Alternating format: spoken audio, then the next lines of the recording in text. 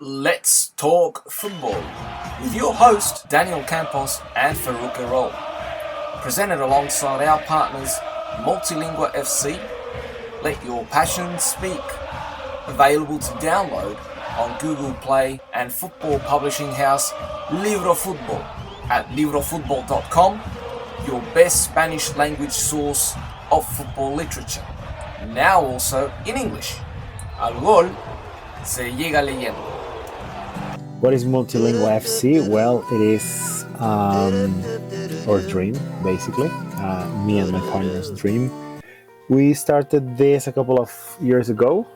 We just thought it was important to find a way in which we could connect, or more than connect, to make more visible the connection that exists between football and languages and language learning in this case. So I've been doing language teaching for a while, for almost 20 years now, and I love football. It is one of my passions. So me and a couple of other friends, we just started to think of this, and we came up with Multilingua FC, which is a concept in which we've got an app that is easy to download on Android systems. We are still working on the Apple version of that, and apart from that, we also teach courses to football professionals. So there are basically two sides. There is the English through football side. I mean, that is the app, basically for fans that just want to find a way, like an easier way to get into English through football. And there is the more professional side, that is English for football. For coaches and managers and players, referees, the press in general, right? So those are the two sides of Multilingua FC. You wonder when you watch Champions League or Europa League, you wonder, even just the big fives, Bundesliga, La Liga, the French League, Serie A, Premier League. What language do many of the players speak to the referees on the pitch? Yeah. You got nationalities. I mean, look, it's common in Spain, especially in the 90s. You had some players from Denmark, Michael Laudrup. You had Ronald Koeman from the Netherlands, and they speak, or Christos Stoichkov from Bulgaria, they spoke, or Viktor Onopko from Russia, and they spoke fluent Spanish, perfect Spanish, perfect. Yeah. Radomir Antic, well, rest in peace, the former Serbian. Yeah. So you got players from the Balkans. They learned the language very well. Or I remember Nihat Kahveci, the Turkish international Villarreal, and he spoke fluent, excellent Spanish.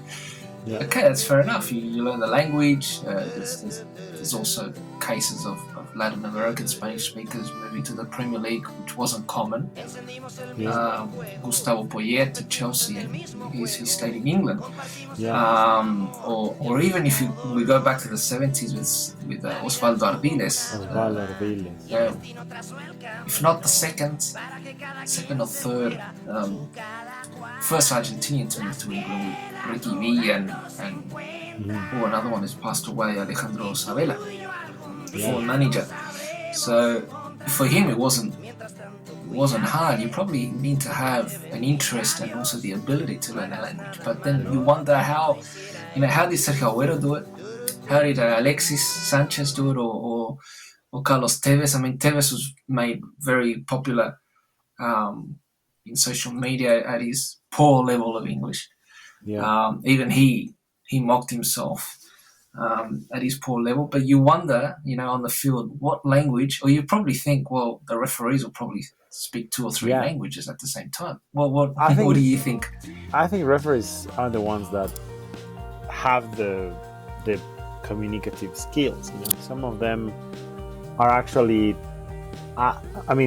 some of them are actually asked to speak at least 2 or 3 languages to become FIFA referees, right? I mean, I heard once that one of very famous Mexican referees, Arturo Bricio, he was quite famous for sending Zinedine Zidane off in France '98 versus Saudi Arabia, I think it was.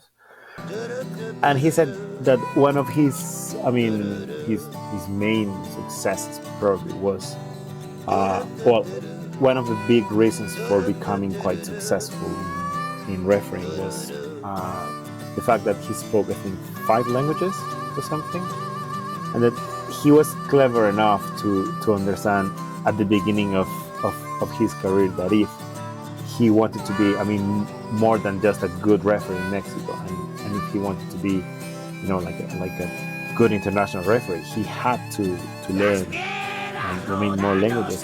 And he even said that during World Cups, when they are deciding, I mean, this was in the past, probably. I know that today I think there are some raffles or something, but in the past I think they decided who was going to be the referee of a match based on, well, of course, I mean, if they were good or not, depending how relevant the match was, but also for the languages they spoke, and as he spoke many languages, he could just be the referee of any match.